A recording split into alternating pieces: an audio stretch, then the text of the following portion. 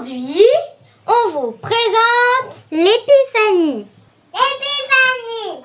De bon matin, j'ai rencontré le train de trois grands rois qui partaient en voyage. De bon matin, j'ai rencontré le train de trois grands rois dessus le grand chemin. Mais les rois mages sont plus que trois. Parfaitement. D'ailleurs, ce ne sont pas des rois. Écoutez le texte. Je lis. Jésus était né à Bethléem en Judée, au temps du roi Hérode le Grand. Or, voici que des mages venus d'Orient arrivèrent à Jérusalem. Les rois mages ne sont ni trois ni rois. Mais c'est quoi un mage alors? C'est une personne très savante et très sage. Et pourquoi viennent-ils voir Jésus? Parce qu'ils recherchent la sagesse. C'est quoi la sagesse? En voilà une bonne question. Et pour toi, qu'est-ce que ça veut dire être sage? C'est quand j'obéis bien à mes parents et que je range ma chambre. Oui, c'est une forme de sagesse. Et pour les mages, le monde doit aussi fonctionner avec ordre. Or, ils observent que les étoiles sont bien régulées. Elles apparaissent toujours aux mêmes dates et au même lieu. Mais ça, c'est de la science. Bien sûr. Mais les étoiles émerveillent les mages. Tout semble tourner comme il se doit. Et les mages se désolent. Ah, si seulement les hommes étaient aussi réguliers que les astres. C'est vrai que sur Terre, c'est un peu le chaos. C'est vrai, chaque homme cherche sa voie. Et il en résulte un grand désordre dans le monde et beaucoup de tristesse. Oui, je me demande bien après quoi les hommes courent tout le temps. Après le bonheur, Mais c'est quoi le bonheur? simplement être à la bonne place, comme les étoiles. Pourtant, les hommes sont libres, pas les étoiles. Tu as tout à fait raison. C'est pour cela que pour les mages, la sagesse est lumière. Elle guide les décisions des hommes et des femmes sages, quelle que soit leur religion, leur couleur de peau, leur langue. Éclairés par la lumière, ils sont alors libres de suivre le bon chemin vers le bonheur. Et elle est où cette lumière? Chez les hommes sages, qui sont un modèle pour les autres. Et comment on devient sage? C'est précisément ce que les mages recherchent. Ça commence à m'agacer cette histoire. Cela ressemble à une quête sans fin. En fait, les mages viennent voir Jésus. Jésus, c'est la réponse. Oui, c'est ça. Jésus est un homme sage. Et même pour nous, chrétiens, le plus sage. Il était sage, Jésus? Est-ce qu'il y a un plus beau modèle de sagesse à suivre que de donner sa vie pour ce qu'on aime? C'est ce que l'évangéliste Jean dira très bien. Oui, écoutez ça aussi, c'est trop beau. Aimez-vous les uns les autres, comme moi, Jésus, je vous ai aimé. Oh, ça ressemble beaucoup à aime ton prochain comme toi-même. Tu veux dire qu'être heureux, c'est aimer? Exact. Vous avez reconnu l'un des deux grands commandements de la loi juive.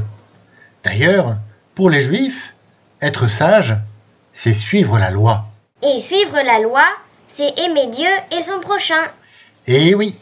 D'ailleurs, les Juifs espéraient bien que les autres nations reconnaissent cela. Et c'est pour cela que la tradition va faire des mages des rois mages. Ah bon? Oui, on trouve cela dans le prophète Isaïe. Écoutez, debout Jérusalem, resplendis! Elle est venue, ta lumière, et la gloire du Seigneur s'est levée sur toi. Voici que les ténèbres couvrent la terre, et la nuit obscure couvre les peuples. Mais sur toi se lève le Seigneur, sur toi sa gloire apparaît. Les nations marcheront vers ta lumière, et les rois, vous entendez, les rois, vers la clarté de ton aurore. Alors on pourrait dire que la gloire du Seigneur, c'est Jésus, et que les rois, ce sont les mages? On peut dire cela, c'est ce que suggère la tradition.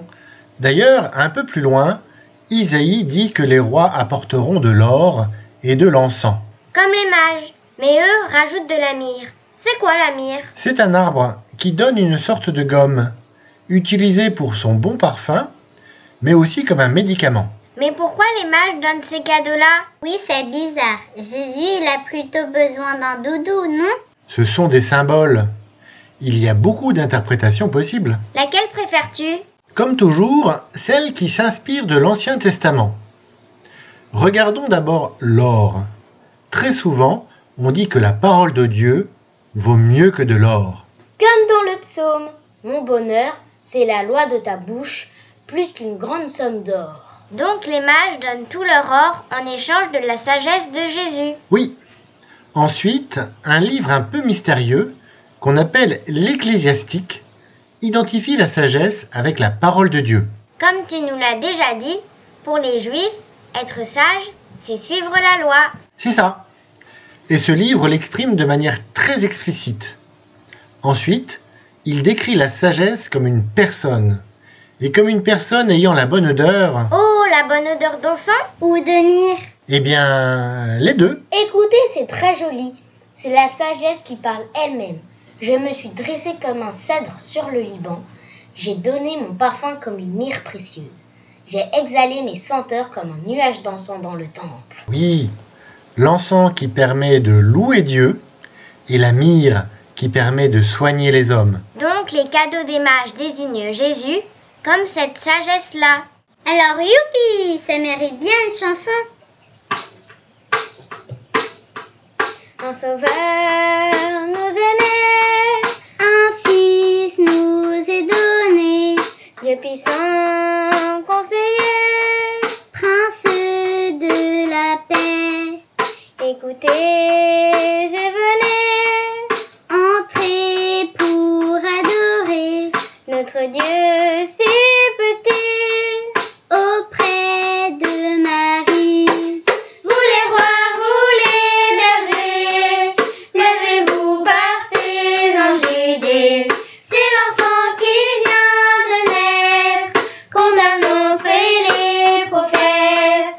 Demeurez dans l'allégresse, louez Dieu, voyez sa tendresse. C'est le Seigneur qui nous aime, qui repose à Bethléem. Déposons dans la crèche